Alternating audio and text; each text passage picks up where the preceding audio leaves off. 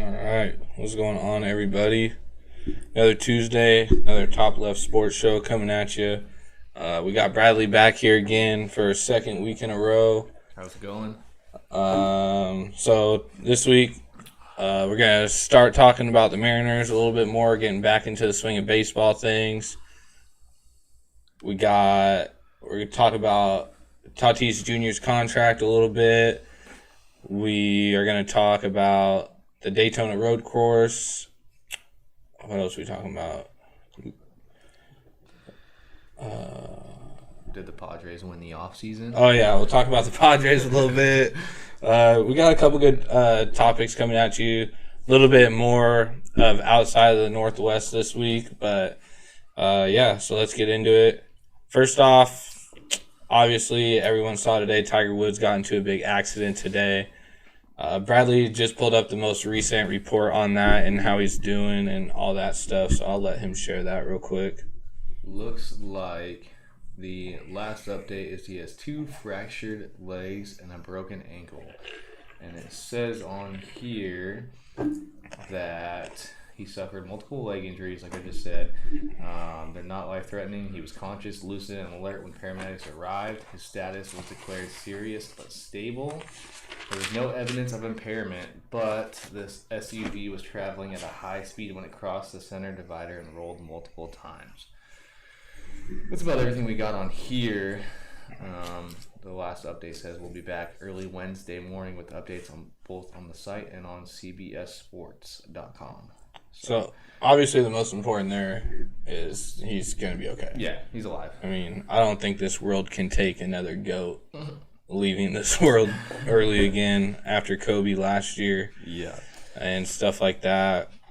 Obviously, I think I'm not the only one. I thought the worst case scenario when I got that update sent to my phone at work today. That picture didn't look good. Yeah. I didn't even see the picture until I got off of work, but Yeah.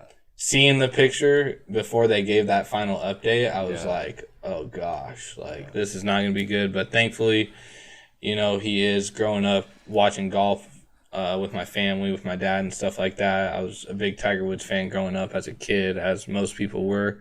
So definitely glad to see that at least he'll make a recovery and survive, Exactly. It doesn't matter if you can still play your sport. It matters if you're So that's good.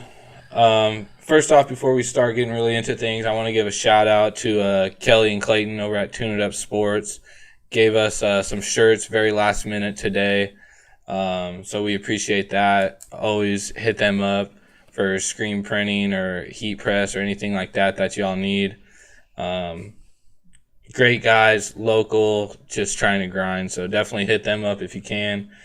But yeah, let's get into it. So I want to start with obviously probably the beginning of the week after our show ended last week. So Wednesday-ish time frame. Fernando Tatis Jr. with a huge contract. 14 year. Yeah, 14 year, 300 up to 340 mil. But I think the biggest thing out of this contract wasn't the price. Obviously, the 14 years is crazy, especially because I think he's 22. Yeah, he's just 22 years old right now. But I think the full no trade contract or clause in his contract is the biggest deal for him. Mm-hmm. And it's the biggest for the organization as well. It showed, that they're all in. They're all in on the future and right now. I mean, they got Machado on a big contract there. They had a huge offseason, which we'll talk about here in just a minute. And outside of the Dodgers, they're probably one of the fan favorites, I would say, to try and make a World Series push. You know what I mean? Yep. They got a good squad this year, and we'll kind of get into that here in a little bit too. But I think this contract was a win on both sides for the Padres and Tatis Jr. I think the 14 years just blows my mind. That's a long time. Yeah, he'll be locked into a team. He'll still just be 36. So if at that rate he wants to transfer to the American League and go into like a DH role, or in 14 years the NL will probably have a DH anyways. But Yeah, it's huge. And it's not a huge amount of money over 14 years, really.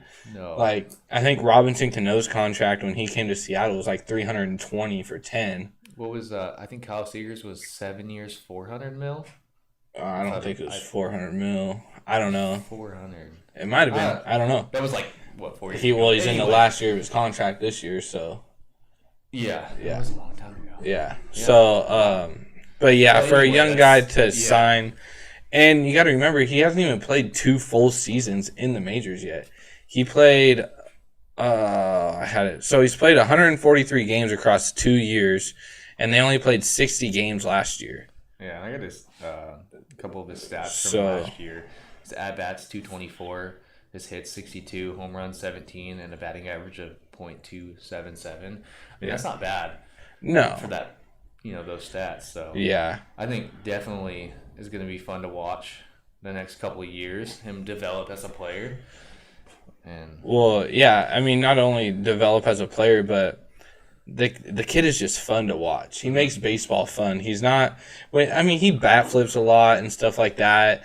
Plays with just raw emotion though. Mm-hmm. Like he's not one of those guys that bat flips out of spite or has something against the person that he's bat flipping against. Obviously there's the competition there being a professional baseball player, but it's just raw emotion, heat of the moment. Like you even see it when he makes good plays on defense. Like I don't know how much of him you actually got to watch last year, but what I did get to watch is just, especially being an infielder myself, being a middle infielder myself, like it's just so fun to watch somebody of that caliber, and you're just like, how are you that good? How are you that good at a sport that you're 22 years old and people are already saying you have a chance of being obviously a top tier player in the league for the next 14 years, but people are already saying you have a chance at being one of the best shortstops to go down in history, and you haven't even played 2 full seasons yet. Yeah, you're 22 years old, haven't played 2 full seasons. 140-something games. You get a 14-year contract. Like, obviously you're doing something right. And you said he's got his bat flips and stuff, but he's 22 years old. He's having fun. Let him play with emotion. Let him have fun. He's enjoying what he's doing, so that's good. He's on one of the most up-and-coming teams there are in baseball. I mean, 3 years ago, the Padres were nothing. 3 or 4 years ago, they were just like the Mariners. Them and the Mariners playing each other was a good series because you had 2 bad teams playing each other. Yeah, don't talk about the Mariners right now. Yeah, well, we're going to later. But so obviously, that's not the only reason why it was a huge offseason for the Padres. They signed a lot of guys, but there's 5 to me that really stood out. Blake Snell, obviously, coming over from Tampa Bay, from Shoreline, Washington, I think it is. Him coming over from Tampa Bay is huge in a trade. You have Hugh Darvish, who played for the Astros the Rangers for a while, and then actually had a very short stint with the Dodgers, and then went to Chicago for 3 seasons. He came over in a trade as well, coming off of his lowest ERA of his career with a 2.01. That was only in 12 games, but still pretty low ERA there. So big. I like the Hugh Darvish trade. I think looking at his stats, it looks like he's trending in the right direction, but we'll see how that plays out. When you messaged me about what we're going to go over for this week's episode, I'm not too keen on the Padres, so I started looking into it, and over this offseason, they have signed over 5 pitchers. I got 4 written down right here, so I mean, over 5 pitchers, you're obviously trying to stack something up. Like, that must be... Well, that was their missing piece, I think, last year, really. Okay, yeah, exactly. They had a good trade with the Mariners that they ended up, I think, solidifying their catcher role with Austin Nola. I was a big Austin Nola fan. He's not the best hitter in the world, but he's a great catcher, I feel like. Mm-hmm. So, their fielder-wise, I think they were pretty much set. I mean, obviously you can always improve unless you're the all-star team. But I think that's where they needed to make the most moves this year. And obviously they've done that. Just bringing in Blake Snell and Hugh Darvish alone is a lot for your clubhouse, and a lot. It gives you Blake Snell pitched in the World Series last year. Hugh Darvish has pitched in big games in the past. Like, yeah, I got Blake Snell written down as a 3.24 ERA last season. Yeah. They also got Joe Musgrove. Yep. It's a 3.86 ERA. Mark. He came over from the Pirates. Malcone. Yeah, I don't know how to say his last name either. He's a relief pitcher. He was a free agent. 2.78 ERA. Keon Keva, 3.24 ERA. I mean, these are good ERAs that we're seeing, and this is I only got written down 4 of the pitchers that they brought over this year. The only thing that I would say about Joe Musgrove is his ERA is pretty high. His career ERA is 4.33. Yeah. He's only pitched in the majors for 4 years. Okay. But 2016, he only pitched 11 games. So, obviously, that was with Houston. Houston, again, in 2017, he was at the back end of their rotation. He actually was a relief pitcher for them. He only started 15 games but appeared in 38. So, I mean, obviously, relief pitchers generally have higher ERAs, obviously. Exactly. Pittsburgh, 2018, was a straight starter. And then 2019, he appeared in 31 of 32 games. Or he started in 31 of 32 games by the 4.44 ERA. Both of his full seasons as a starter, he has losing records. So I'm not saying I don't like it. Obviously, there's room to grow, but he needs to grow. Yeah. What I was just bringing up is they're obviously making moves towards that. No, I agree. That part of the team. And then, and then they got to re-sign Jerickson Profar again, who's a great utility player for them. He started at 5 positions last year. He started at second, left field, right, center, and at first base. So, obviously, a very good utility player for them. Can play infield, outfield, pretty much wherever you need him. And then they signed, I'm going to butcher this name like crazy, but you know who I'm about to say? You went to Gates, so. Well, you would butcher this name. Ha-Song Kim? Yep, I had butchered it. Yeah, so they signed him actually from the Korean baseball organization over in Korea, obviously. And this kid, there's been a little bit of hype about him. He hasn't been some of the bigger names that come from overseas, like Shohei and stuff like that. Mm-hmm. But there's some pretty good hype because he's an all-around player. He played first base, second base, shortstop, third base, shortstop, third base, shortstop. So he has experience playing professional ball at every level or at every base in the infield. Only 1 game at first base, his, I guess, rookie year over in Korea. But a middle infielder, so obviously he's probably not going to get the start over Fernando Tatis Jr. But it's good to have that utility player. Give Fernando a rest. You signed it. You got him for 14 years. Yeah, you're going to rest him every now and then. You know. Exactly. So going to play 162 games. So yeah. Other than, I think the Dodgers, who are obviously the odds-on favorite to win the World Series this year, I would say the Padres won the World Series. And the only reason why I wouldn't say that is because the Dodgers got Trevor Bauer. If somehow they could have pulled the Trevor Bauer move off, they would have, hands down, easily. But just with Blake, like I said, just with Blake Snell and Hugh Darvish alone, I think that they would have been the front runners for second or third place winning the offseason. Yeah, I mean, I like I said, I wasn't like too keen on the Padres, but looking into it, looked like they were doing some good moves. Yeah, and well, it seemed like every other day when I'd log on to some of the sites that I go, some of the apps I use, it was Padres interested in this. Padres almost got this deal. Padres trying to get this deal. Yeah. So definitely. So we will move on here into the Carson Wentz deal. To the Colts. I love it. I love it. I'm excited. I love it. Yeah. I think want the Colts to do well. And I'm biased. I like Pat McAfee. I listen to all his podcasts, so I'm very biased on how the Colts do. Obviously, Seahawks are my favorite, but it makes me excited to see, I don't know, Carson Wentz didn't have the best year last year. It was a horrible year, yeah. And I'm worried because the Super Bowl year, I mean, he did great and then got injured. Yeah. And didn't get to win the Super Bowl. So I'm excited to see how he does at the Colts.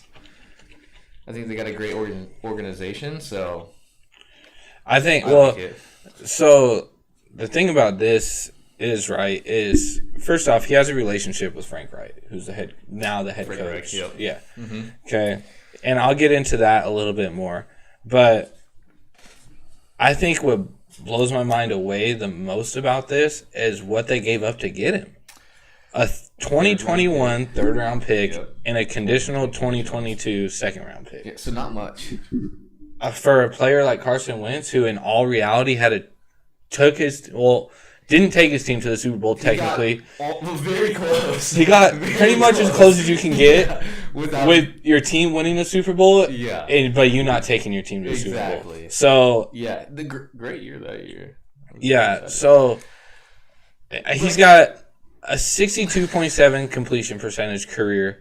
He's thrown for over almost 17,000 yards. He's thrown 113 touchdowns and 50 interceptions and 29 of those 50 interceptions came in his rookie year and in this year. Yeah, so the other 3 years, he threw 21 interceptions. Yeah. Okay. He had a bad year. Get over it. I mean, 2020 season, I got written down right here. Won 3 of 12 starts before they turned to Jalen Hurts. Threw 15 interceptions this year. Yeah. And 50 times he got 50. What was it? Oh, he was sacked for a league high 50 times for a loss of 326 yards.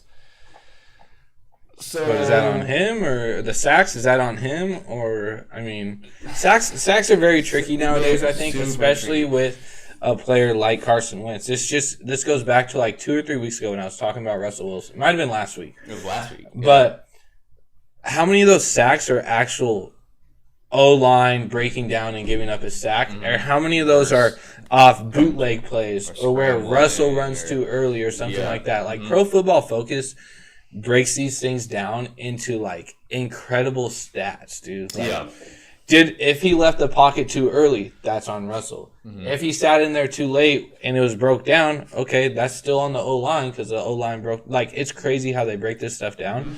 But I just think everybody gave up on Carson Wentz way too easily. I mean, I'm one of them. I saw that first year, him taking him to the Super Bowl, and I thought... Well, it was 2018, wasn't it? Or 2017? Yeah. It was the first year I came home. Was that 2017? Yeah. Yeah, because I remember we watched the Super Bowl at your sister's house. Yeah. Yeah. Anyway, so that year was great, but then like the last couple of years hasn't been great for him. Last year he threw for over 4,000 yards, 27 touchdowns, and 7 picks. It's my dryer. It's your dryer. Sorry, but time's up. No. Take him out. Last year he threw, not last year, I'm sorry, 2019, 63.9 completion percentage, over 4,000 yards, 27 touchdowns, and 7 interceptions for 93.1 passer rating. Okay, that's not that bad. That's really good. I didn't think of him that good that last year. 2018, 69.6 completion percentage, just over 3,000 yards, 21 touchdowns, 7 interceptions for a 102.2 rating. And almost, in 2017, 60.2 completion percentage, 3,200 yards, almost 3,300 yards, 33 touchdowns, 7 interceptions for a 101.9 passer rating.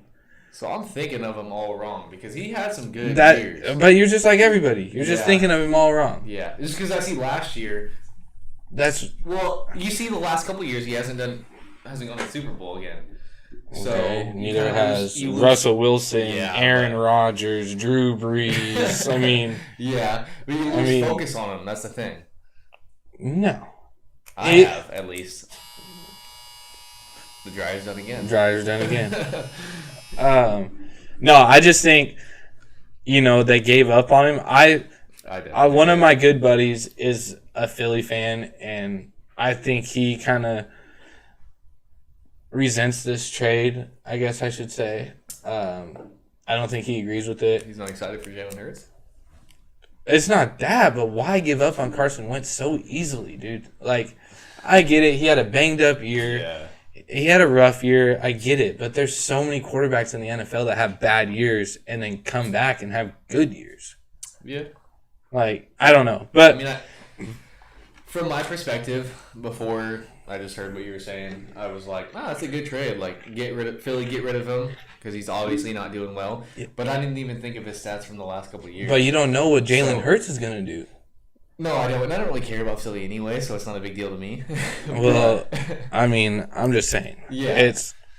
You're giving up what I feel like is not a lot, but a decent amount you're giving up for something that you're not sure what it's worth. Yeah. You know what I'm saying? Yeah. But anyways, so I'm going to say it right now that this trade, if the Colts can stay healthy next year, this trade just made them a Super Bowl contender. The Colts? Yep. Yeah. I don't think they'll make it to the Super Bowl because I think the Bills and Chiefs are just – obviously, I think the Bills are one step ahead of them, and I think the Chiefs are like 35 steps ahead of them. But I just don't want to hear about the Chiefs anymore. Also, keep going. You know, the Ravens are still hanging in there too. If Lamar Jackson can learn how to win close games, you know, and come back from behind, the Ravens will be right there too in the AFC. Yeah. And then I agree with that. Lamar Jackson's a great quarterback. Yeah, he just can't win those games where they go behind late. Mm-hmm. He can't seem to figure those out yet. There's another season just like with Carson Wentz is where you look at Lamar Jackson is he doing good this year? Is it an off year for him? Is it? I just think players players of that caliber that are have little spurts of oh, this guy is good. He's Lamar Jackson, dude, Heisman Trophy winner. This dude's nasty, right? You know. Yeah, you come and off then big year, and then good, but not great. You do good for 4 weeks, and this is him. Yeah. He found his groove. Mm-hmm. This is Lamar Jackson, NFL style, baby. Let's go. And then he goes back to that young kid who's 24, 25 years old. I don't know how old he is, but 25. He's got to be somewhere around there. Yeah. You know, and he shows that. Yeah. He gets irritated super easily, stuff like that. People forget about that. Yeah. Obviously biased saying this because I'm a Seahawks fan, but not a lot of young quarterbacks are like Russell Wilson. Russell Wilson had a lot of adversity to deal with in college. You know, transfer and stuff like that. Some of these bigger name guys, Jalen Hurts did it. Yes, I got that. But some of these guys didn't have to do that.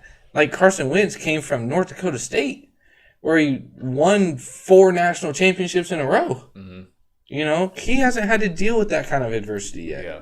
You know, this is his test right now. Yeah. If he can come in and be big for the Colts and take them to a potential divisional winning season and make the playoffs, even out of a wild card, Colts fans are going to love it. Mm-hmm.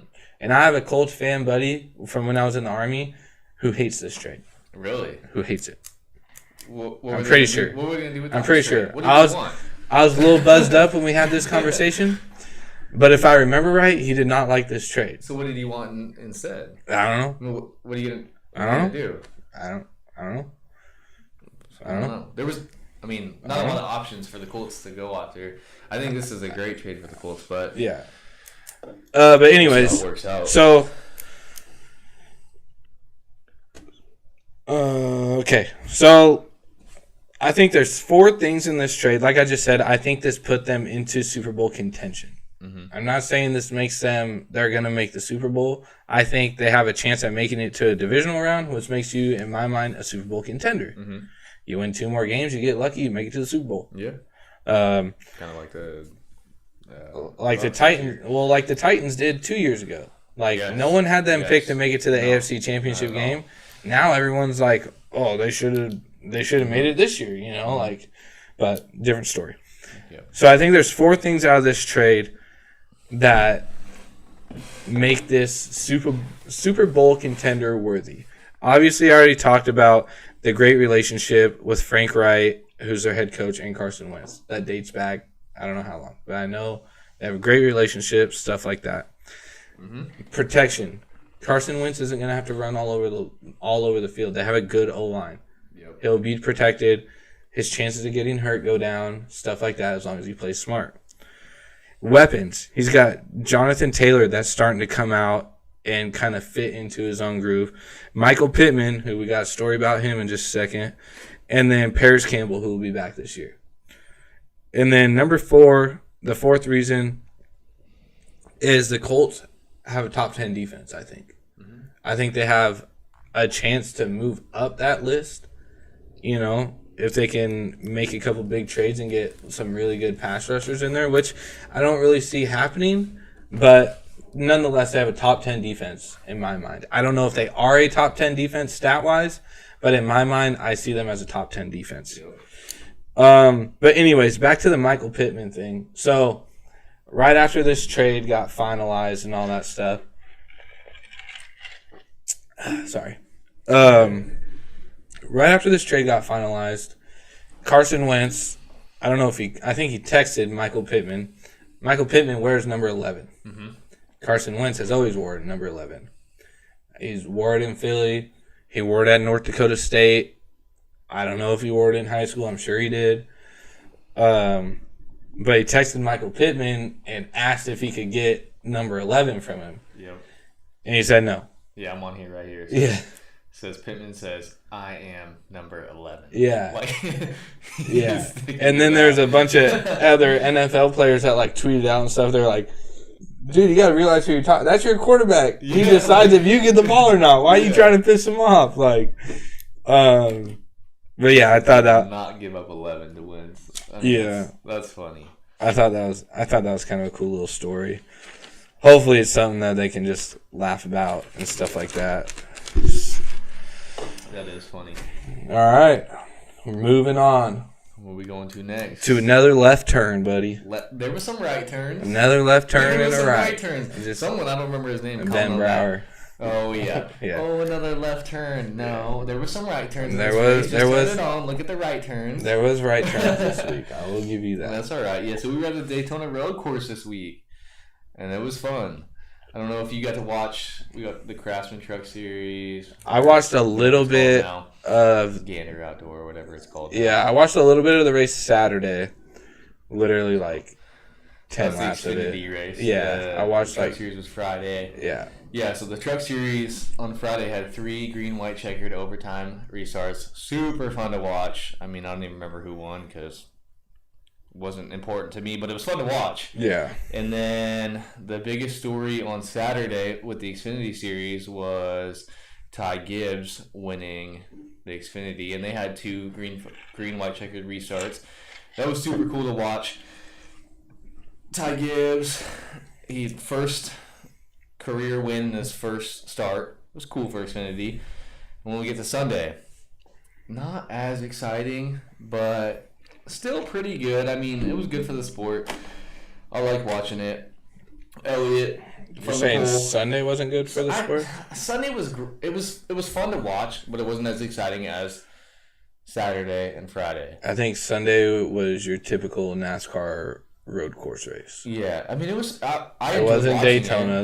I enjoyed it, but it wasn't like if you watch Friday and Saturday. I thought those were more exciting to watch. A lot more going on. Yeah, but I mean, there was a lot. I feel like there's a lot of action, but it just wasn't end of the race action, big moments. But there was. I mean, there's big moment with Chase Elliott. Yeah, I mean, I love Chase Elliott. He's not my favorite driver, but man, he was making me so mad during that race.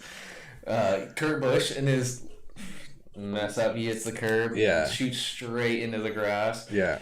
So, I mean, Elliott wins stage 1 from the pole. He looks super good. Looks like he's going to win the whole race. I'm texting you the whole time, just keep watching Elliott. Remember when he made that pass with, I think it was 20-something to go or something, mm-hmm. and they had just pitted maybe 10 or 15 laps earlier. Yeah. And he took the lead over and kind of checked out. He was a second ahead or something. Mm-hmm. And I texted, I said, race is over. Yeah. Might as well just turn it off. Yeah, exactly. Because I thought, and even I heard the announcer say that they thought that after that last pit stop, he had a chance to make it all the way. Yeah, and Elliott's so good on road courses. I mean, that's why I was surprised why he pitted with I mean, his tires might have just got a little bit more bald than they thought they were going to. Yeah. But and they threw out that yellow flag well, that's for when the rain. That's when he pitted. Yeah. And so the yellow flag for the rain, which on TV it didn't look that great, but I was listening to the Dale Jr. Download. Great podcast to listen to. He was saying that he talked to some people after, and because he was upset that they threw out a caution. Like, just let the drivers figure it out. If they need to pit and get some rain tires on, let them pit and get rain tires on. Don't throw a whole caution into it. Unless it's monsooning. Yeah. But you're on a road course. You're not, I mean, yes, on the back straights, you're still hitting 160, 170. 180 on those corners. Yeah. But it's a road course. You're not. But he even said that when he talked to someone that was at the race, that it was raining pretty bad, and it kind of warranted that caution. So, I mean, if you go in, whatever. It really messed up the field to where it was looking like a race where, okay, you think Chase Elliott's going to win, and then now he's not even in, contention for it. Well, he went back all the way to, 13th or something, and then also he spins out, I don't know, it was 10 laps or something, he's racing hard to I think it was get back to 7 or 8. Yeah, but spins out during it. Yeah. I have on here Kyle Busch. Oh, yeah, Kyle Busch in the beginning gets into the grass. He was also one that I wanted to watch on there. Gets into the grass and messes up the splitter. Ruined for half the race. Denny Hamlin wins stage 2 with Chase having troubles in the pit. I can't remember what it was. I think it was they had a tire. Yeah. So NASCAR has a lot of penalties when it comes to the pit area. Your pit guys can't jump over the wall before you're completely stopped or something like that. Only 4 or 5 guys over the wall. Yeah, that's why if you do watch, you see guys handing stuff over the railings more than anything. Yep. Everything has to be secured, from my understanding, before you can take off, and that's where Chase Elliott came into play because when they changed the left front tire, the dude kind of just tossed it, and usually there's a guy there to catch it. Yeah, it went into the other. Well, homeboy wasn't there. Yeah, and that thing started rolling. So to avoid a penalty, Chase or his spotter, whoever it was, noticed it and told him to hold off and to avoid the penalty because that would have sent him straight to the back. Exactly. So you start in the back of the pack when that happens. Yeah. Yep. Yeah. So that made him restart 11th, and I'm still watching Chase. He's obviously, like I said, he's not my favorite driver, but I'm picking him to win. Well, you were still texting me the whole time. Just watch Chase. Yeah, just watch Chase. Just watch Chase. But it was funny. Going back to that real quick. I don't mean to cut you off, but before the race, I texted in our group and I was like, "Who y'all got today?" Yep. And you said Chase Elliott right off the bat. I was like, "Damn, that's who I was gonna say." Yeah. And then you said Joey Logano. Joey Logano was a good one. There was someone else that was said too. Denny Hamlin. I said Denny Hamlin. Watch. Yeah. Who was the fourth one? Anyways, at some point, the 4 drivers that we had picked were running 1, 2, 3, 4 for 20. Yeah, for almost all of stage 2. Yeah. Because that was when Denny won stage 2. Yep. So it was kind of funny how that worked out. Exactly. We were all spot on. Yeah. It's pissing me off. I can't figure. Was it Kurt Busch? Was it Kurt? That was the other one? I don't even remember. I don't know. But we were talking about it the whole time. And I'm texting you the whole race, Kurt spins out or Kurt goes into the grass, and I'm like, oh no, Kurt. And you text me, oh no, Kurt. And then so then we get the last 10 laps to go, and then Martin Truex, which another one of my drivers, I said Martin Truex. That was who the other guy was. That's who it was. Martin Truex Jr. is my favorite driver, and he spins out, and I think it was turn 1 spins out. I'm like, oh, man, okay, so now he doesn't have a chance. And then Chase Elliott spins out, and he ruins his shot. And then last lap, we got Joey Logano leading. Christopher Bell, which I didn't even think that he's going to Nobody get that close. Did, dude. The odds on him were probably He is a great racer, so I'm, not too surprised. He's young, though, isn't he? He's 22 or 23 or something. He is young, yep. So he does a last lap pass over Logano to win his first NASCAR Cup race. And this 2 weeks in a row, we have a first-time winner in victory lane, both at Daytona. Yeah. This is crazy. Week 1 and 2. I shared that, too. This is the first time since, 1949 and 1950 or something like that. Yeah. So crazy stat there. Yeah. But no, super fun race to watch, honestly. Yeah, I thought it was super fun. It obviously wasn't like super action packed and all that. It wasn't the big Daytona 500 or anything. But if you watch a road course race and actually pay attention to it, not tune into the last 5 laps. Yeah. There's so much that goes on to a road course race that.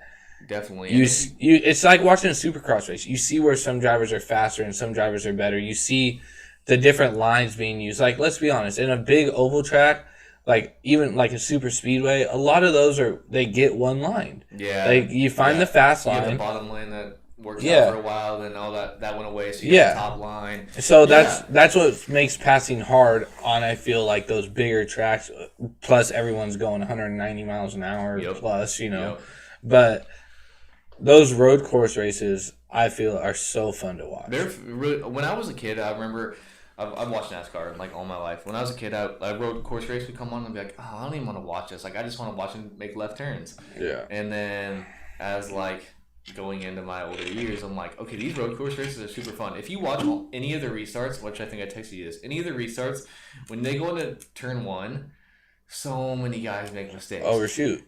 Well, McDowell or whatever his name did it the very first lap. The green flag. Very first lap. And that's what their commentator was like. Watch. They're like, can McDowell repeat? Can he make a strong running? Blah blah blah blah. All this and that because he started second. Yeah. So he's on the first turn was a left turn. Go figure, NASCAR. Gotta have the first as the left. But.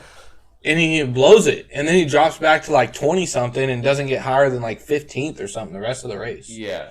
So like I said, like it's super fun to watch that first turn. Or like the bus stop. People are going to make mistakes. Yeah. And it's fun to watch those mistakes because you see people capitalize on it or make the mistake with them. A lot of people, when you're falling in line with someone, you're going to do the same thing that they did on accident. Like in the bus stop. Hitting the bumpers and stuff. Bump. Yeah. Well, they're saying they'd have they thought guys were hitting that, like when they had someone behind them, that they'd hit it on purpose so the guy behind them would hit it, and hopefully they'd stay in the air a little longer. Exactly. They'd get wheel hop coming down or something, exactly.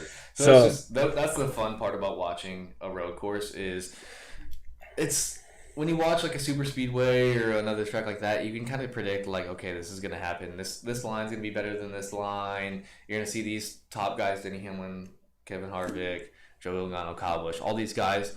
But when you get a road course going in there, it just throws everything out. Like, anything can happen. Yeah. Anything can happen in any other race. Like, obviously, the Daytona 500 is a crazy race to watch. Anything can happen in that one. But road courses are just so fun to watch because you see people make mistakes. You got more than just a left turn. You got a right turn, a bus stop, you got tight 90-degree turns that you're downshifting. You're not just in for tight 180s. Yeah. Big hairpins. Exactly. I had the big hairpin right in the middle. Exactly. So it's just fun to watch. Yeah. Like, if you're not a NASCAR fan, at least tune into some of these. Check it out for a little bit, I think. Like, honestly, what are you going to lose watching 10 laps? Yeah, exactly. You're going to lose 12 minutes of your life. All right, cool. Yeah. You'll be all right. And you'd probably just be scrolling on Facebook anyways. Exactly. So if you look at those 12 laps and you see a couple good battles, like a second and third place battle, a fourth and fifth, a 10th and 11th place battle. Yeah. They're fun to watch. Well, like Truex came up through the pack, right? Yeah. I don't know where he started, but they were showing they got like the onboard cameras and stuff, and watching him kind of swing into his lines, especially coming into, I think it was the bus stop, or it might have been the other chicanes, but he'd come in and he'd swing wide out of the corners almost like a dirt bike rider, like a supercross racer would, and come in and just stuff you. Yeah. You can watch these guys. Being, a motocross fan growing up and supercross and that being my life for 10 plus years, like you can sit there and watch these guys and pretty much be like, this is what he's going to do here. Yeah. Check this line out. Yeah. Obviously on the oval tracks, it's a little different, but you can be like, this is what he's going to do here. Yeah, you see someone come into into the bus stop and someone's going to brake a little bit sooner than you. Yeah. You push into that, you get your nose right next to their rear quarter panel. And I mean, if you bump him, you bump him. Rubbin's racing. Yeah. So it's fun.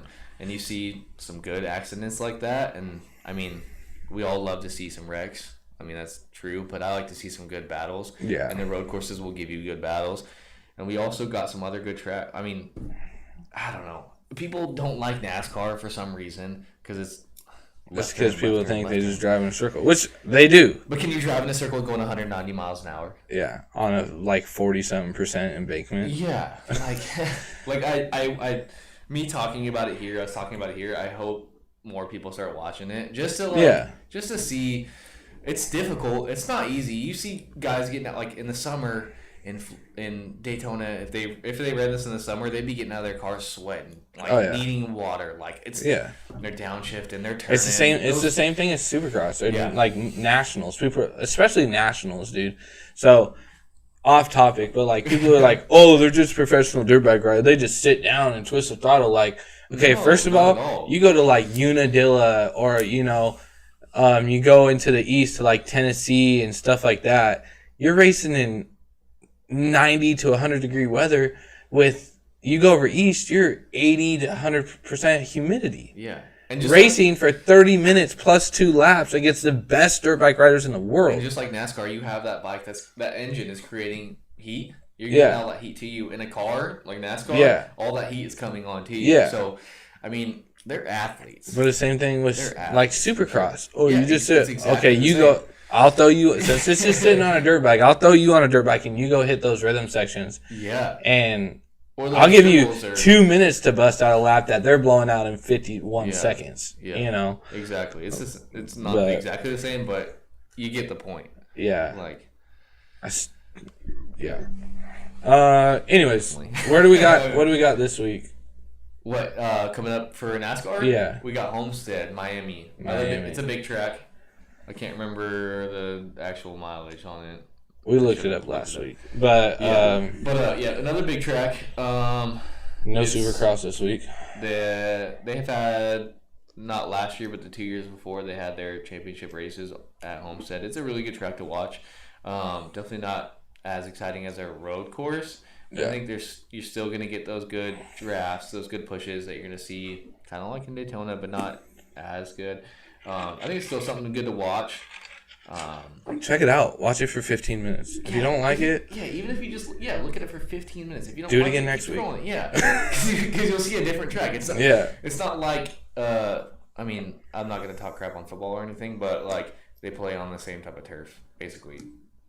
Or like baseball when they play in like domes, like controlled environments and stuff. Yeah, like you're gonna see different tracks every there's single different week. Stuff that goes into everything on different tracks. Different tire pressure, different suspension, different gear speeds, aero packages, different motor combos. Like everything changes every single week. Yeah. It's never going to be the same. All the way down to what they have for their braking. I mean, on the road course, they have extra air tubes going to their brakes just to keep them down. I mean, you saw the last 2 laps. You see their rotors. Yeah. Red. Bell and Logano. Yeah. Their brakes literally, like Malia looked at me, she goes, are those their brakes? And I was like, yeah. She goes, why are they red? I said, because they're so fucking hot. Exactly.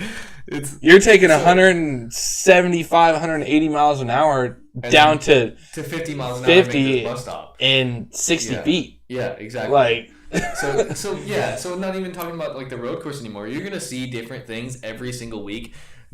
It's never gonna be the same. So if you watch this week 10 minutes, you don't like it, watch next week. You might like that whatever race they're at next week, or we got a lot of good courses coming up. So I'm excited for Bristol. I'm excited for it, but I don't know how well it's going to be a dirt track because they're bringing in dirt. It's not like something that dirt racers have been racing on for 20 years plus. It's something that they're just making right now.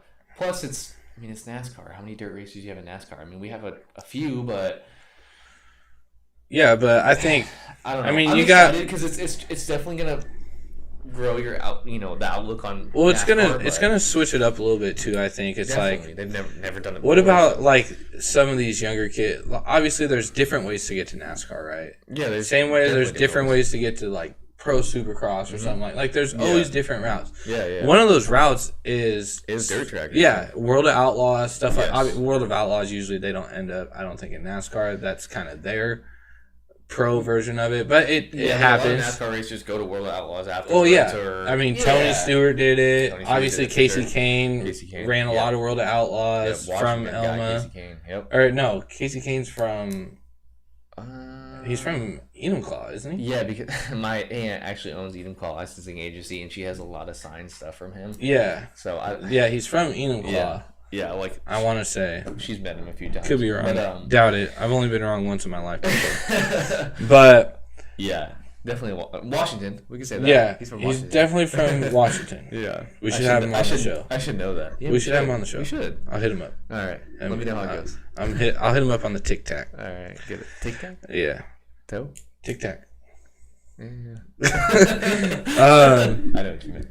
Anyways, but yeah, I don't even remember what we were talking about now. We're not talking about NASCAR too much because obviously some of your guys don't like it as much. But no, check it out. Like seriously, it's just like I keep telling everyone, like, watch if you see a hockey game on TV, turn it on for 10 minutes. Yeah. Because when the Kraken start, everyone's gonna be like, "Oh, hockey in Seattle, woo!" Yeah. Why did that whistle just get blown? Yeah. Why? Yeah, what's offsides me here? Yeah. The soccer people are gonna be like, "He wasn't past the defender." Like, what do you mean? Like, yeah, he's over the blue line. It's offsides, dude. Yeah. What's icing? I don't know anything about hockey. Yeah. So I'm going to be the same way. But yeah. Well, no, you're going to watch hockey. I'm going to watch hockey. I need to get into it. You're right. But it's the same thing. Just try it out. If it really isn't for you, after a couple tries, then it is what it is. It would make me very happy. They don't care about it's what we've grown up, what I've grown up on. We talked about it last week with my brother, but, I mean, it'd be great. Just check it out. Yeah, where's he at? Haven't seen him on the show tonight. Yeah, I mean, he popped on there. I think it said he was watching. Oh, yeah, he said he was watching. I don't think he's watching anymore. Lame. Anyways. Let's go. What do we got left here? So I got next is Mariners Talk. Mariners Talk, yep. Yeah. So, obviously, there's a lot going on in the Mariners organization right now. Do we start with the good or start with the bad? Start with the biggest story that happens this week, or I think let's play it back to last week. Okay, just like we do the show. You started out. So I want to start with one of my more favorite moves of this offseason for the Seattle Mariners, and it's somebody who's not even going to suit up for the Mariners in 2021. Ken Giles. Yep, I'm looking at his name right now in my notes right here. Seattle Mariners signed Ken Giles. He's 30 years old right now to a 2-year, $7 million contract with a club option in 2023. Yeah, and if I'm looking at my notes right here, it says Scott stressed that no matter how far along Giles gets in his recovery, he will not pitch in the majors this year. He will not pitch in the majors this year. That's not saying he won't make a AA or AAA appearance. No, it just says majors. He will not be in a straight-up Mariners uniform. Exactly. He might be in an affiliate, but not in a Mariners uniform in 2021. Yep. Zero chance. Until 2022, while recovering from the Tommy John surgery, obviously. Yeah. So, and you like this? I love it. Love it, okay. Because the Mariners need a good, reliable relief pitcher. Mm-hmm. Ever since we got with it, Edwin Diaz, obviously, which I still to this day think is a dumb move. Yeah. We've been missing that little link. The games that we were in or close in, and we go to the late bullpen in the 8th or 9th inning, we blow it, it seems like. And Ken Giles, 34 saves with Houston, 2.70 ERA in 63 appearances. In Toronto, I'm sorry, 23 saves, 1.87 ERA in 53 appearances. He had 83 strikeouts and 17 walks in 53 appearances. So he's not just a closer, but I think that's the role that he'll fall into in 2022. Yeah. I think in his rehab appearances, it'll be as a late reliever just so he can go one inning and maybe get a little extra work than an actual closer would. You know what I mean? Yeah. But like you said, 0% chance he plays in the majors this year, and I'm all for it. Like, I really am. Yeah. If he's rehabbing from Tommy John, I know people that have had Tommy John. I know a guy personally right now that's rehabbing from Tommy John. Mm-hmm. Great ball player too. But that's a different story. But anyways, you don't want to rush coming back from a Tommy John surgery. Yeah, exactly. You're going to do way more damage than good. Mm-hmm. And then, but the good thing about this is he's rehabbing in Arizona. Okay? He lives in Arizona. Mm-hmm. Peoria is right down the road from his house. So he gets to go from his street or from his home to rehab and then go back and hang out with his family. Yeah. So I think that's going to do a lot for him rehab-wise. Mm-hmm. I think it's going to help him mentally with it as well. He's not away from his family for 6 months trying to rehab some injury and then go off to a AA or AAA team and be gone. Where he's just kind of filling in for a month or so trying to get some rehab in and stuff like that. So I like it. Yeah.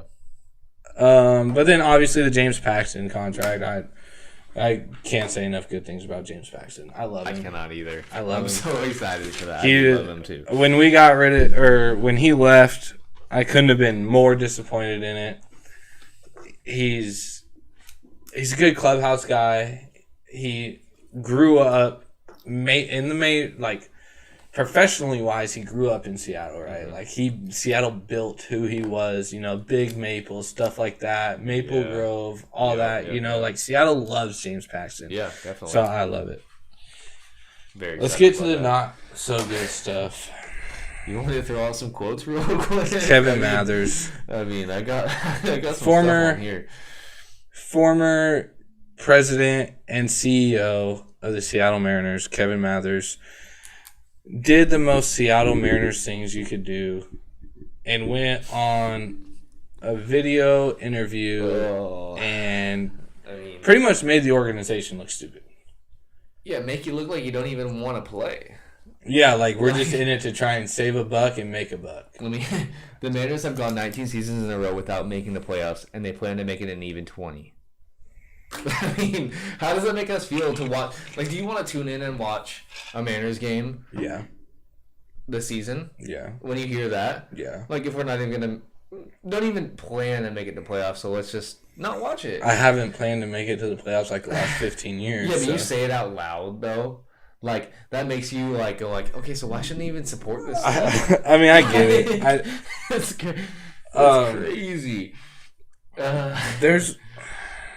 Okay, I'll throw out something else. He also said third baseman Kyle Seager was probably overpaid and would probably not be back next season. I meant to keep going. The left-handed prospect Julio Rodriguez, who is from Dominican Republic, is loud and his English is not tremendous.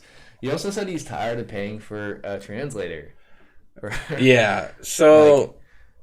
okay, so... you can't come out with these statements and think, everything's gravy after that, So... this is just... Kyle Seager signed a 7-year, $100 million contract, and... I thought it was more. I said earlier in the show it was more. You said it was $400. Yeah, and I will eat that. So you must have been a little bonus. Mm-hmm. Oh, wait. Oh, so we got closer to 4. 7-year, $100 million contract with Seattle Mariners, including a $3.5 million signing bonus, $100 million guaranteed, so the whole contract was guaranteed. Yep. And an annual average salary of $14.285. In 2021, Kyle Seager earned a base salary of $18 million while carrying a total salary of $18.5 million. For me, that's overpaid for me. But I'm just a construction worker. I'm not a professional. No, I don't think that. I don't think he's that overpaid. It's overpaid, honestly. I think. These are the comments he said. Probably overpaid in quotations. Yeah. No. I know. Will not be back next season. And probably won't be back next season because it's the club option. So the club, which I love, Kyle Seager can do whatever they want. I think if he doesn't come back to Seattle, I think he'll honestly retire. I think so too. Unless he gets a smoking deal from somebody. Like a good 2-year, $45 million, 40, 45, depending on how this season goes, obviously. Yeah. I think he still has plenty of gas left in the tank. Mm-hmm. There's a lot of people that don't. Obviously, Kevin Mathers being one of them. But I don't think $18.5 million for Kyle Seager isn't that much. Obviously, for me, it's not all just play, though. Yeah.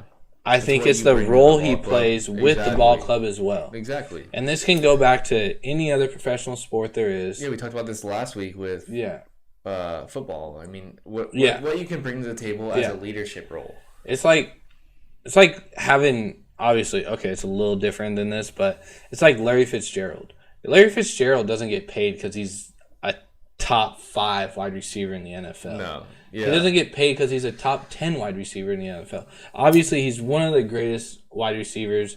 I feel like he's probably a top 10, top 15 wide receiver of all time. Going to be a first ballot Hall of Famer, no doubt.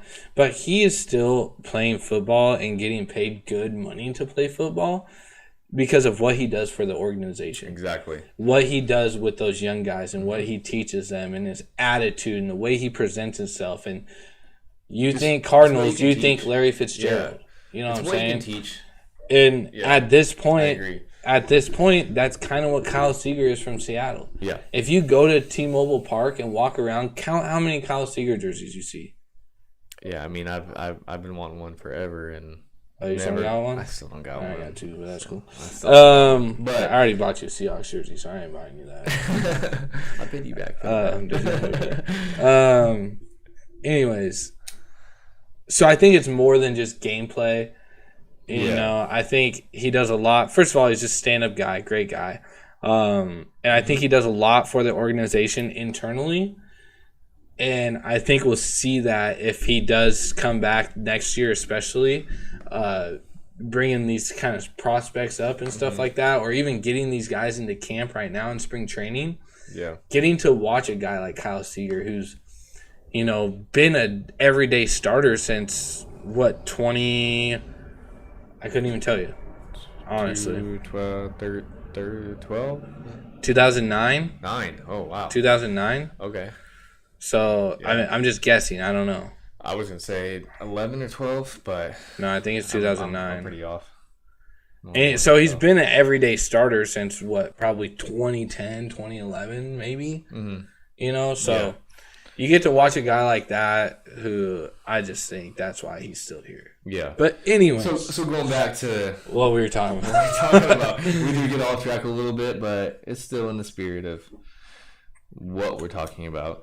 I want to get into something. I'm going to interrupt you real quick because this really bothers me. Go for it. And I want to get into something that I think is going to not hurt us right now, but this is going to hurt us in the next year to 4 years, 3 years, 3-4 years. Thinking long. You know, short, long term. Long, shortish. Medium. Longer than a year, but shorter than 10. Yeah.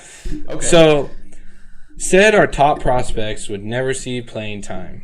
I saw that. They'll never get the call up to the show. Mm-hmm. Okay, so the reason he said this is because there's a thing called a service clock with professional contracts when you call someone up to the majors.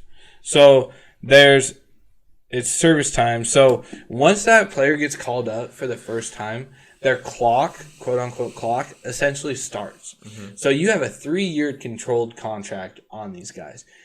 Most of them will make the minimum and stuff like that off their rookie contracts and all that for 3 years. After that, it goes to an arbitrary contract, which involves like 4 or 5 different people, from my understanding, and it's based off the player's performance plus the performance of people of his caliber, same draft class, same year called up, position-wise, stuff like that. And essentially, it's like those players fighting for more and more money, obviously. Who doesn't want to race?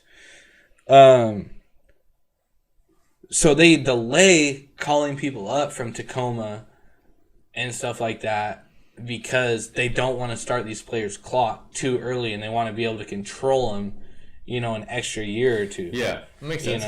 So I don't know how much you know about the MLB draft and how it actually works. So you can enter the Major League Draft as early as your senior year of high school. Mm-hmm. Okay? And there's a crazy amount of rounds. I don't even know how many there are, but it's crazy. I could have got drafted, but what happened is like one time I was signing an autograph and I hand cramped. I've never been the same. I remember that. You were in a cast for 2 weeks. Yeah. Anyways, so these players can start getting drafted as early as their senior year of high school. Yeah. And you can get drafted and decline the team, go play your freshman year of college. Enter the draft again. Get drafted by a different team. I'm going to decline. I don't want to play for the Seattle Mariners. I'm going back to college. Go play sophomore year. You can do that all the way up until your senior year. At that point, you're pretty much stuck with who you get drafted with. So if you find a great kid out of, some of these top baseball colleges in the country, LSU, Texas Tech, stuff like Texas, Florida, all that state, Florida State, some of these top colleges in baseball, like juniors, we want this kid. He's good. Yeah. Top 30 prospect right now in college baseball. Hey, you just got drafted by the Seattle Mariners. Actually, I'm going to go back for my senior year because you guys said publicly that you guys don't want to bring people up fast enough. Yeah. You guys want to control us a little bit too much. And this isn't a thing that people don't know about. Yeah. Everyone in the majors, everyone in AAA, AA, they all know that this is a thing. Yeah, but to come out and say it like, hey, like, we're not calling these guys up just because we want to save them for an extra year for no reason. Yeah. Theoretically, just to save a little bit of money for one more year. How do you know one of those kids aren't going to come up and be the difference maker for you? That aren't going to fill that role where you got like Shed Long or D. Gordon last year who were struggling. Yeah. Bring somebody up, they fill that role. And even if they hit 220, they're hitting better than D. Gordon and Shed Long. Shed Long hit like 190 last year. D. Gordon hit less than that. I think it was like 170. Like... Yeah, just like you said, to come out and publicly say that, it's like, getting all worked up now. I want to be in that ball club when I'm not even going to be able to see the majors. And yeah, and I'm then gonna get that for sure. So another thing, obviously, we already talked about the Kyle Seager thing. The prospects would never see playing time and all this and that. But one thing that was kind of interesting that I thought he said, and obviously not really in a good way, but he said that the Mariners organization survived COVID because of their killer TV deal. So their TV deal is with Root Sports, obviously, and I don't remember how much it was or how long. I want to say it was like 10 years, 200 and something mil. Okay, from Root Sports. Okay. But to go out and say that out loud, that you guys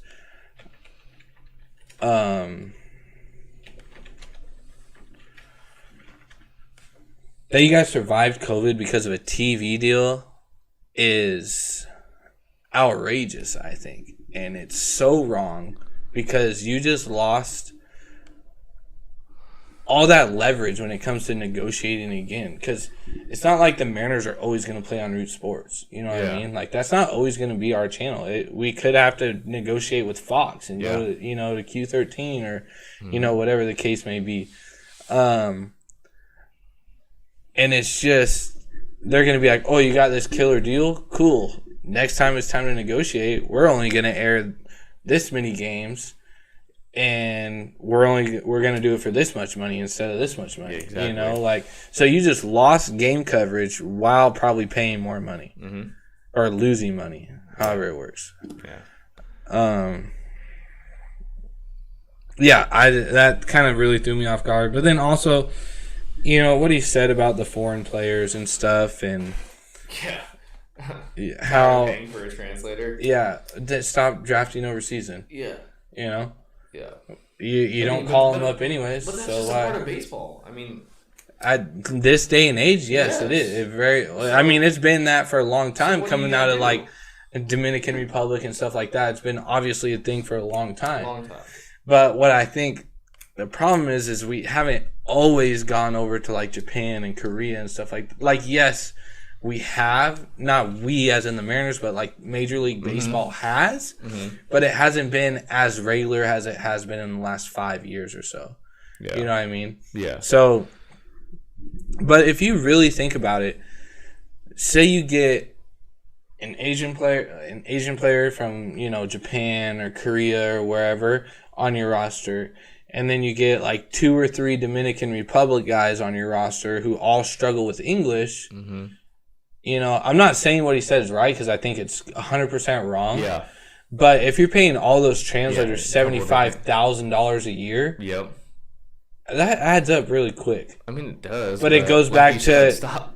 Yeah. Then if you don't have that extra money to fork out, then don't do it. Yeah, exactly. You know, if you want to have make your ball club better, and these are the guys that are gonna make your ball club better, pay the guy $75K, dude. Like, do it. What are you gonna do? You're not gonna talk to this guy. But it's not even that. This translator anymore. We just won't be able to. It's not even the fact of money though. Like, you got these guys thousands and thousands and thousands of miles away from home. Yeah. Like. Yeah, tens of thousands of miles away from home. A little bit of comfort. Who it's hard to even call on a phone in the right time zone and talk to somebody. Yep. And you can't even give them a translator who could speak to them fluently and communicate through other people, just to kind of make them feel a little bit more security and stuff like that. Like, exactly. You're gonna complain about that when you're the one calling the shots. Exactly. You're the one that brought them over here. At least give them the comfort of someone that can actually common speak. Courtesy down there, dude. Dude, I don't know. This guy he shot himself in the foot. Well, yeah, there's a reason why he had to retire. Yeah. Or not retire, but resign. Yeah. And then the last, like, really big thing he said was, like, parking. So I don't know how many of you guys have actually parked in the Safeco Field or T-Mobile Field parking garage that's attached by the overhead tunnel and like right outside the first baseline. But it is really small. It's really tight for a parking garage. I've been lucky. The only times I've parked in there was when I had tickets to the Emerald Queen Suite, so I got free parking up top. So I haven't had to really deal with that, but mostly because I'm not paying $50 to park my damn car. Yeah. Okay. So Kevin, you never got $50 from me, buddy. Okay, but the fact that he makes his employees park all the way back by Century or past Century Link or Lumen Field or whatever is just outrageous. Like, I was listening to this thing the other day, and they're like, he makes their guys park on the other side of town, and okay, let's not get dramatic. Lumen Field is not on the other side of town. Okay, it's literally the farthest side of Lumen Field is like a mile away from the parking garage, if that. Yeah. If that. And that's walking around both stadiums, probably mile total. Yeah. But still, to not have parking for your employees in the city of Seattle, I think is wrong. I have the bladder of a 5-year-old. I'll be right back. We're almost done. Whatever, dude. And then he told this story about Marco and Mike Leake where they were down in spring training and the bullpen coach was telling Mike Leake, hey, when we throw a bullpen, I only want you to throw like 20 or so pitches because we want you to get into a groove, but we don't want you to start to get tired or whatever. And Mike Leake was a veteran at this point and stuff like that, so he kind of got attitude. Mike Leake was a hothead, if you guys don't know that. Kind of got attitude and told him, like, don't tell me what to do. Don't tell me how to throw my bullpens and stuff like that. And he was talking about how Marco stood up to him and told him, like, hey, if you're going to be a jackass, whatever, but do it quietly and, do it by yourself. Just do what you're told and all this and that. And it was just, like, kind of weird for him to come out and tell that story. I felt like it was really irrelevant. Like he was almost trying to like bash Mike Leake, and he actually didn't say his name. He said a player that we traded down to Arizona at this time frame and all this. And I mean, like, you can figure out who it is pretty easily, but yeah, so not a very good scenario for the Mariners. Hopefully we can rebound from it off this season, but so talking about this season, we'll do a little updated projected lineup I got up here. We'll start obviously just with field positions and then go down to the pitching rotation. I'm not even going to try with the bullpen yet. Obviously, we're entering the second week for pitchers and catchers and the first full week for players. For fielders, they actually had their first joint practice today, so that was cool to see updates and stuff on that. But so projected lineup right now, obviously, Gold Glover J.P. Crawford is going to be at shortstop. Mitch Haniger will be over in right. It'll be nice to see him back. I'm actually going to pay a lot of attention to Mitch Haniger in the spring right now. Kyle Seager is going to be at third base. Kyle Lewis, AL Rookie of the Year last year, will be in center. Tom Murphy, right now they have projected starting at catcher, which I feel like is probably pretty accurate. They have Ty France DHing, which there's a couple options at DH this year. I think Luis Torrens will be an option a little bit later on in the season. They showed Jared Kelenic starting in left field. We'll see how that happens. I have seen a couple things saying that he might not start the season up with the club, but we'll see. And then, obviously, the first base Gold Glove winner for the American League last year, Evan White, over at first. And we got Dylan Moore rounding out the fielders at second base at 9. And then off the bench, as of right now, they show Shed Long, Luis Torrens, Sam Haggerty, who's a utility player and a switch hitter, and then Jake Fraley as a backup outfielder.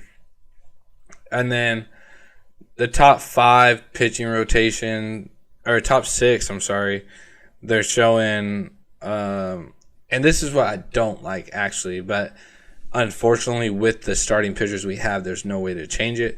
But it's showing Marco, James Paxton, Yusei Kikuchi, Justin Sheffield, Chris Flexen, and Justin Dunn rounding out the top 6. I don't not like the 6. I don't like the order. Lefty, lefty, lefty, righty, righty. I don't like it. You want them to mix it up a little bit? Well, I wish it was possible to do, but unfortunately, I just don't think it is. Yeah. I mean, you're not going to put Justin Dunn over. The only thing I would see them maybe switching, and just for like a strategic wise, like being able to switch it up for 3 days, 4 days in a row, technically would be maybe Justice Sheffield, and Chris Flexen switching. Mm-hmm. So you go, you say Chris, Justin. So lefty, righty. Yeah. But at the same time, it depends on who you're playing. There's a lot of teams that are right-handed hitters heavy. There's a lot of teams who are left-handed hitters heavy. There's a lot of teams that are mutual. Yeah. So it's like. So how important is it to get that? I mean, like. So you always want that righty matchup or that lefty matchup, if possible. That's why, switch hitters are such an accommodation, because it's, you can. As a right-handed hitter, you want to see that ball coming out of a lefty's hand, because you can pick it up here instead of pick it up at the release of a right-handed pitcher, right? Yeah. So I think, I don't know.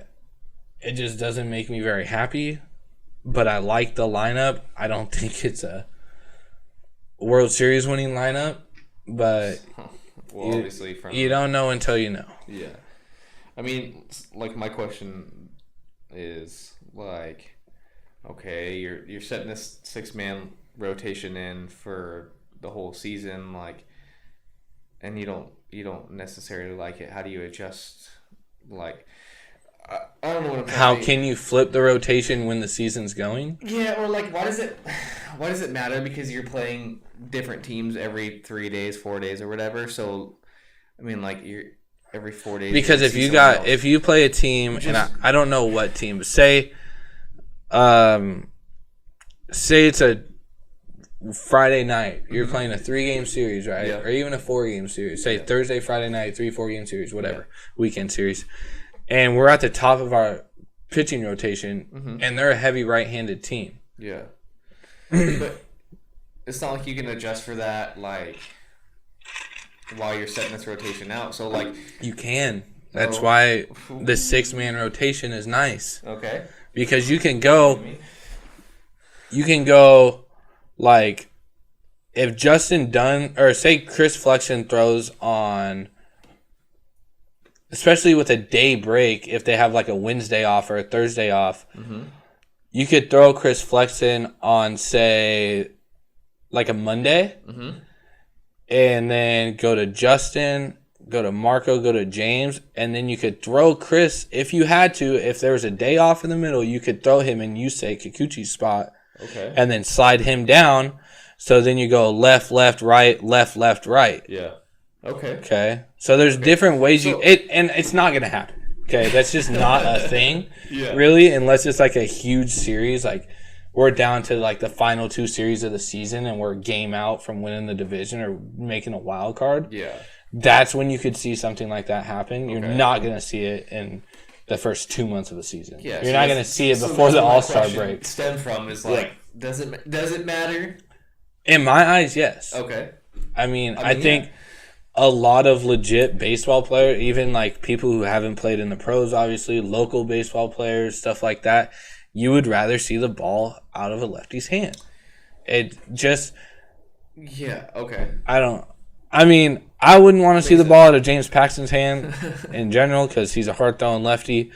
Marco's got some good stuff. He's starting to improve his velocity. The 2 biggest lefties on here that I think hitters are gonna love this year is gonna be Yusei and Justice. You know, unfortunately, it sucks to say that about someone in your rotation, but then you come down to Chris Flexen, who's he's a good late rotation guy, but then you get to Justin Dunn, who's still only in his second full year in the majors. Same with Justice Sheffield.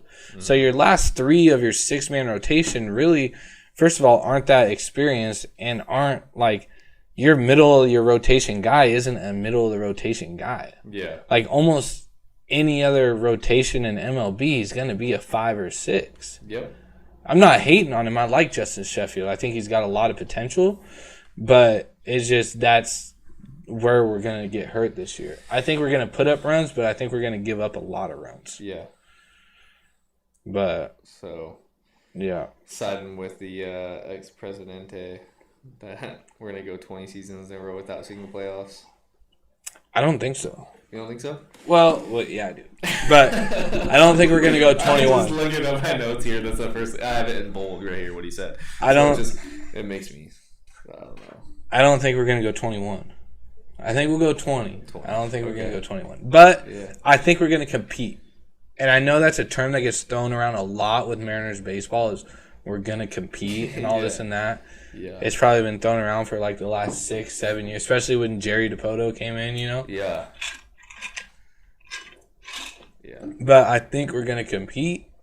And I think we're going to, especially after Kevin Mathers said all this stuff saying, we're not going to call guys. I think that's going to make them want to call guys up this year to kind of prove, like, hey, that wasn't us talking. That was just some crazy dude. Like, you know what I'm saying? He's not even in the picture anymore. So we're gonna exactly. I think so. Yeah. As much as I said that's gonna hurt us, it could help us a little bit if the Mariners play their cards right.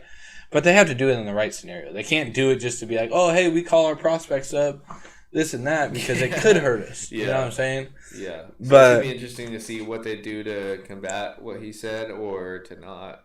Yeah. Like, are we going to stick to what he's saying? Like, is that how the whole management system's thinking? Or are we going to try to save face and go, all right, we'll call up these guys, but really we're going to have a crap year this year. Yeah, no, I agree.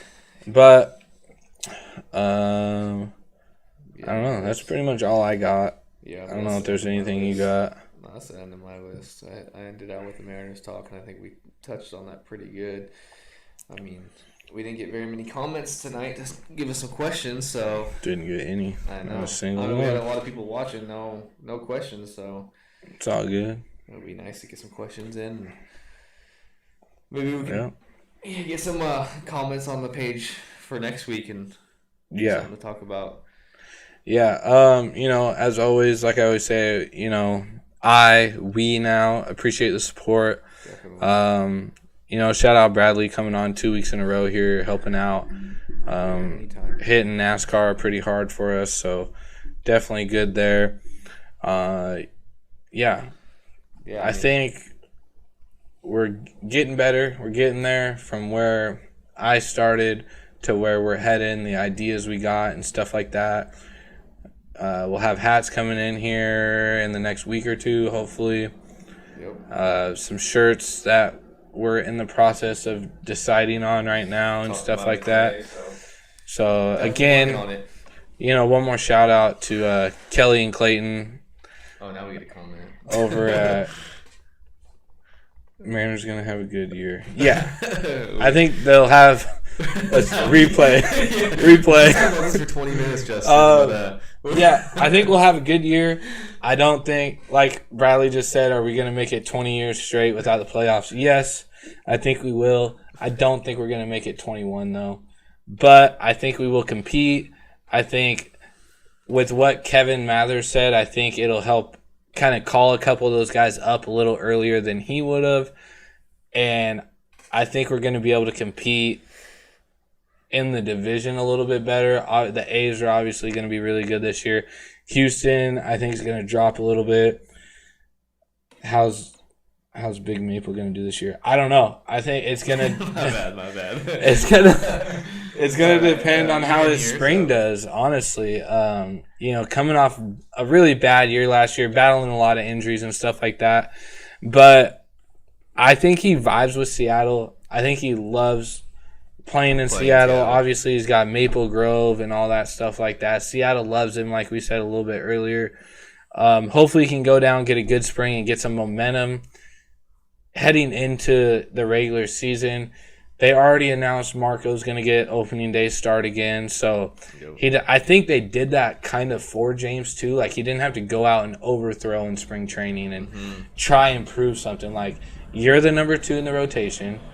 You're not going to get the opening day start. Yeah. Finish kind of rehabbing and kind of getting back into the thing. And let's go into Seattle and try and win some ball games, Yeah. So, yeah, definitely. Yeah, I think we'll have a good year. We're not going to win the World Series, unfortunately. 20 years. But, yeah. Yeah, definitely. All right, let's close it up again. Back to where we were closing. Thank my you, drinks Justin, for coming in. Even though it was late, you still came in, so that's nice. My drink's getting a little low, so we got to do that. Yeah, but always, we appreciate the support. We are trying to work on, hats, shirts, stuff like that. We're going to be working on doing our own stickers here soon. Yep. Get that going here soon. We got a lot of stuff in the works that we've been talking about, so super excited about that. Yeah, me and Steven are messaging every day, talking about ways that we can improve. Yeah. I'm just coming in here to help him out, so, He's all in. Don't let him out. I'm not just to help him out, but, he started this out. This is his deal, and if I can come in here and be a contributed factor, I'm excited to. You'll see me post on this page a lot more, and hopefully being here most every week. I'm not going to be full-time like we've talked about, but definitely want to come in as much as I can and help out as much as I can and be kind of like a partner. Yeah. So.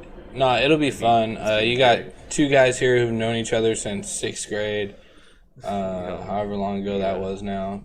It's 13 years, 14 years ago or some shit. I'm too old to remember. Anyways. So it's great to be back in here talking with you, and this is a way for us to connect and hang out again, and I like it, and we get to talk about what we love. We've always talked about this. I remember sitting at your house. We used to try and do Supercross updates and stuff. Yeah. We recorded them on my laptop and then never uploaded you got them. videos on there, post them up on the page. Maybe once we get famous and then do some throwbacks. But like I said, we've been talking. We message every day, and Steven's got a great thing going here, and I'm just really happy to be a part of it. And anything that we can do to help out and grow this page. It's just going to keep getting better, too. We got a new software that I just got, another new one. I keep trying new ones. I finally, found one that I like and fits me. We're live on YouTube and Facebook right now, so that's kind of cool. We're working on getting into Apple Podcast and stuff, so we're just going to keep getting there. It is what it is. We're just having fun, so... Yeah, be on the lookout for shirts, hats, stickers. I ordered myself a custom mouse pad for my computer. Are you still doing that giveaway too, right? Yeah, we are still doing that. like I said, I downloaded a new program here, so I didn't get to put it up today. I forgot. I don't even have the logo on right now. I know. I'm looking all sorts there of it is. professional. There it is. Oh wait, hold on. Still going on. There it is. What was it you share? So if you share the page or share the live stream, even if you have before in prior weeks, share the live stream, you get entered into a free raffle. Make sure you share it off the page though, so I can see if you shared it. If you share it off mine or Bradley's post, I'm not gonna look there. Yeah, sure. But it's hard because if I share the post and then someone just shares my post, Yeah. and then someone shares that person's post, I can't see that. I'm not gonna track that. Yeah. It's not like you're looking on. I got too much alcohol to drink in it. Like, it's not gonna happen. Yeah, exactly. But so make sure you go to the page. First off, like the page, share it, head over to our new YouTube, subscribe to that, like it, stuff. We're gonna start putting out. Well, it'll probably be mostly just me because it'll be me at home during the week. But start doing content. Stuff like that. Yeah. We are going to kind of mess around in the, what would you call it? Like video game live stream stuff. Yeah, just gaming streaming. Yeah, just messing around. Some Madden, some old school Halo, a little bit of Rocket League, messing around, having fun. We're not professional gamers. Just having fun. Just having fun, dude. More content. Like you said, the YouTube, still Top Left Sports Show. Instagram, same thing. Definitely got Instagram at TopLeft Sports Show. Yep. So give them all a like. You can appreciate like this one, it. but like all of them. It helps us grow. Yep. Share every time you can. Yeah, appreciate the support, guys. Yeah, appreciate the comments. Yeah, thank you, Justin. So, yeah. Actually, might not be live next week. We're house sitting for the in-laws.